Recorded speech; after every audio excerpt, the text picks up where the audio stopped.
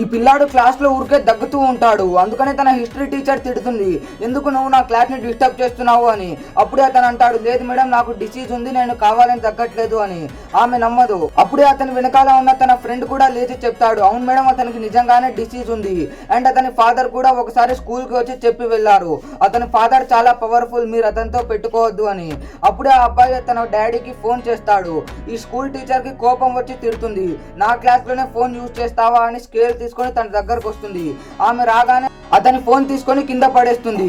అతను సమాధానం ఇవ్వబోయి by mistake గా తన హిస్టరీ టీచర్ ముఖం మీద దగ్గుతాడు.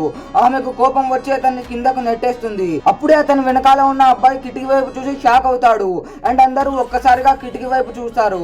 ఎందుకంటే అతని ఫాదర్ 4 మిలిటరీ ట్యాంకులని వేసుకొని స్కూల్ దగ్గరకు వస్తూ ఉంటాడు అండ్ అతని ఫాదర్ స్కూల్లోకి రాగానే 2 సోల్జర్స్ ఆ హిస్టరీ టీచర్ ని పట్టుకుంటారు అండ్ ఆ ఫాదర్ అతని వైపు చూడగానే ఆమె భయపడి పారిపోతుంది. అందరూ ఆమె వైపు వేలు చూపిస్తారు.